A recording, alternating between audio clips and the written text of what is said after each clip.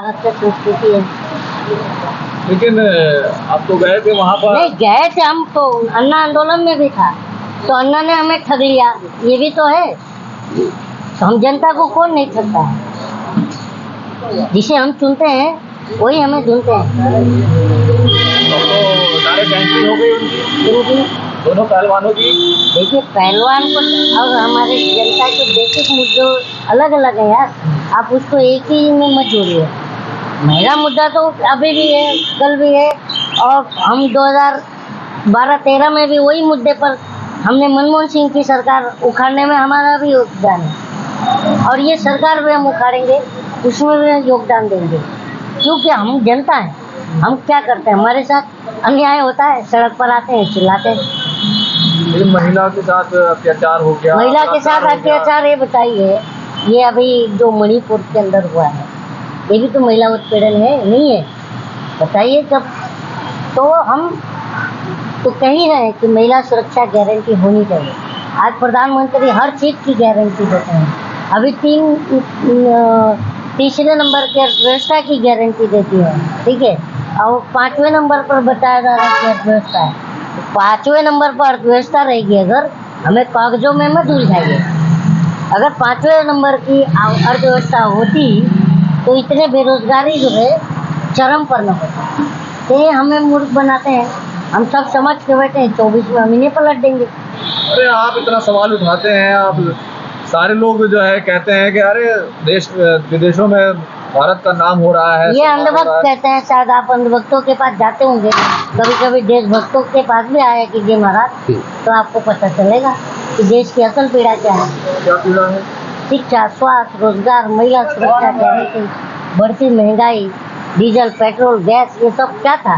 250 में हमको मिलने वाला था ना गैस, पेट्रोल हमें 35 में मिलना था, 40 में डीजल, पेट्रोल, और 40 में डॉलर, ये सब वादे थे ना, कहाँ गए?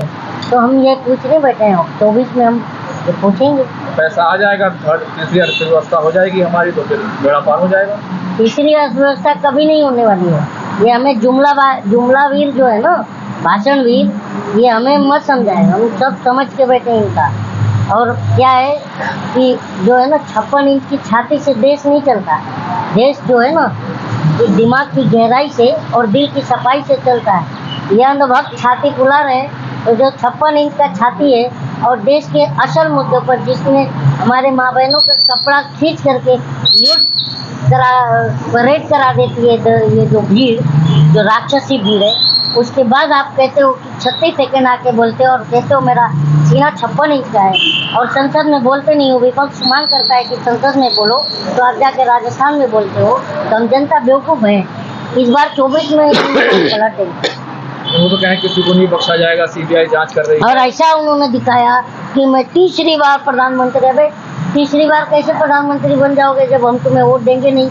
तुम हमें बेवकूफ़ बनाए थे 14 में, मैंने अभी जो आपको बताई थी, शिक्षा पर बात करे थे कि एक हाथ में कुरान, एक हाथ में कंप्यूटर, ये सब बातें करी थी, बड़ी बड़ी लंबी लंबी छोड़ी थी। 100 दिन में महंगाई कम, काला धन लाएंगे, पाई 15-20 लाख रुपए हर आदमी के अकाउंट में मिल जाएगा, वोट हुआ नारी परिवार, अब की बार मोदी सरकार, 8 बजे स्लोगन चलाते थे, सची सैया तो खूबे कमाता है, महंगाई डायन खाएगा। तो अब हम पूछेंगे कि 14 में महंगाई थी, तो आज महंगाई डायन कैसे हो गई? वो तो डायन थी 14 में। तो ये सब बातें आप, और मीडिया जो है ना, जो हमें असल मुद्दों से भटका करके और हमें बेवकूफ़ समझता है, ये मीडिया खुद इतना डरा हुआ है कि हम जनता के बीच में नहीं दिखता बोलने, स्टूडियो में खाली बनाता है स्टोरी। बताइए ये डर नहीं तो क्या है? ये कहीं भी घुसते हैं, पटना में दिखते हैं तो लोग पूछने लगते हैं कि चिप कहाँ था। हाँ, और जब ये लोग सड़क पर आते हैं तो हम हमारे मुद्दों पर सोचते हैं, हम कोई आंदोलन करते हैं, तो उसमें आते हैं तो हमको लगता है हमारे मुद्दों पर बात करेंगे, लेकिन स्टूडियो में बैठ के हम जनता को ही आंदोलन जीवी बताते हैं। तो इसलिए अब ये हमारे बीच में आते हैं तो जनता दौड़ाती है, वो दी मीडिया वो भाई का नारा लगाती है, इसलिए अब ये लोग डरे हुए हैं। या आप भी शायद गोदी होंगे तो आप ही दे रहे होंगे। मोदी जी ने राम मंदिर बना दिया है और हाँ, तो वहाँ पर ला रहे हैं। तो उस सीढ़ियों पर बैठ के आप लोग भीख मांगेंगे, हम तो सवाल पूछेंगे हमारा रोजगार कहाँ है। हम तो मस्जिद मंदिर की सीढ़ियों पर बैठ के भीख तो हमें मांगना नहीं है, हम तो हमारा रोजगार पर सवाल खड़ा करेंगे। अगर ये जवाब नहीं दिए तो 24 दिन को उखाड़ के फेंक देंगे। अब यूसीसी आ रहा है सब यूसीसी इनको देखिए, यूसीसी हमारे देश का और जनता का मुद्दा नहीं है। यूसीसी में ये दफन हो जाएंगे सरकार नहीं आएगी अब, सरकार, क्योंकि ये जुमलेबाज जो है ये जाएंगे। लेकिन जिस तरीके से देश का विदेशों में नाम हो रहा है, मोदी जी जा रहे हैं सब जगह, वो नाम आप लोग कर रहे हो, हमने कहीं देखा नहीं है कि नाम हो रहा है। ब्रिटेन की संसद में जो है मणिपुर का मुद्दा उठाया जा रहा है, ये नाम हो रहा है। हाँ? जो निर्वस्त्र करके न्यूज परेड कराए थे, वो मुद्दा जो है बाहर के अखबारों में एकदम से हेडलाइन बना हुआ है और ये डंका बज रहा है। ढोलक फट गया दोस्त। अरे विपक्ष चर्चा नहीं चाहता, सरकार कह रही है हम चर्चा करने के लिए तैयार हैं। विपक्ष नहीं चाहता, अरे यार ये आपको लगता है, लेकिन हमने देखा इन 9 सालों में, जो 70 सालों में नहीं हुआ वो 9 सालों में हुआ कि सत्ता पक्ष ही सदन चलने नहीं देता और आकर के हमें मूर्ख बनाता है। हम देखते नहीं हैं, बताइए।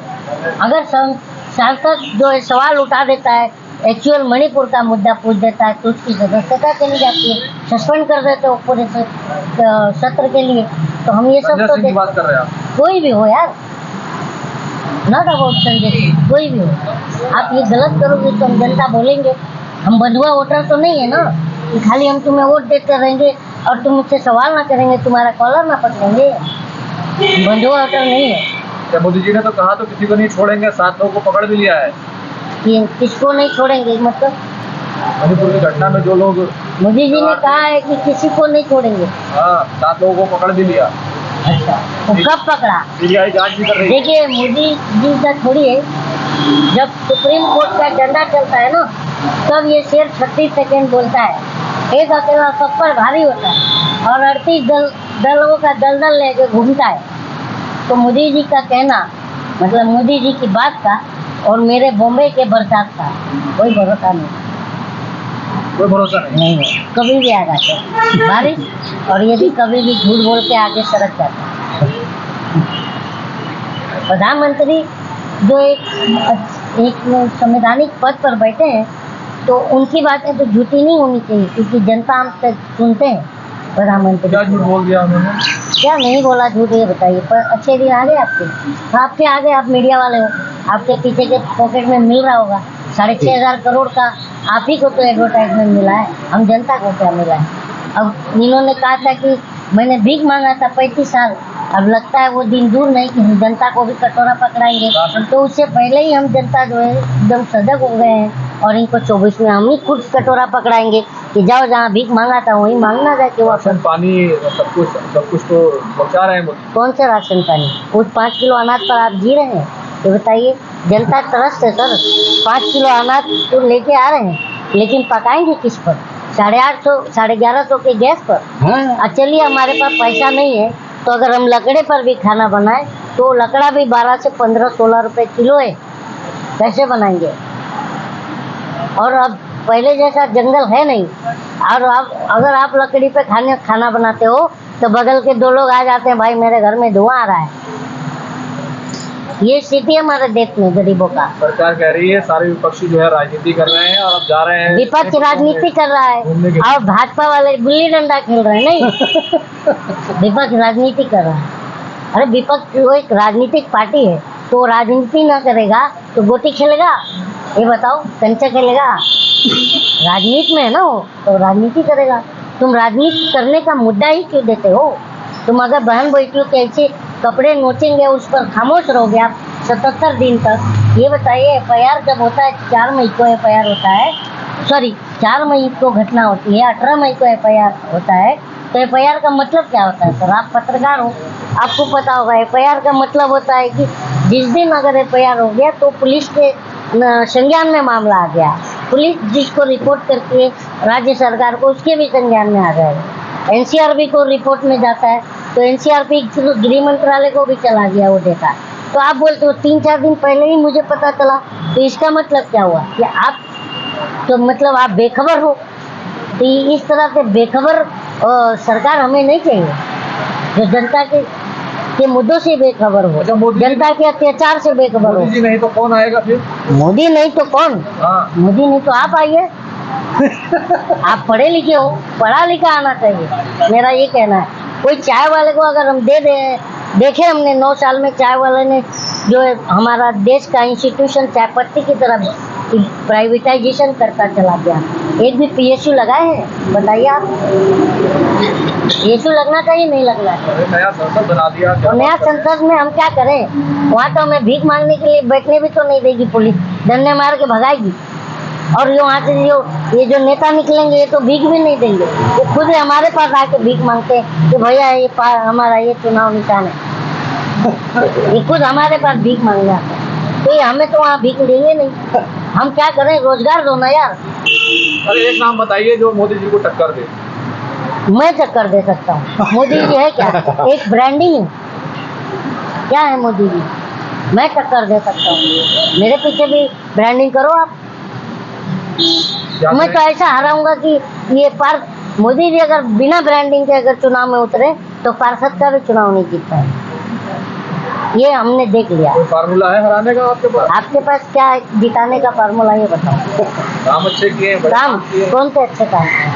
जो 14 में जो झूठे वादे किए एक भी पूरे नहीं हुए, और 19 में आए तो कहे मैं मेरे फर्स्ट टाइम वोटरों से कहना चाहूंगा कि आपका पहला वोट पुलवामा के शहीदों के नाम नहीं मिल सकता। तो एक बार हम भावुक हो गए, हर बार भावुक होंगे क्या? ये बताइए।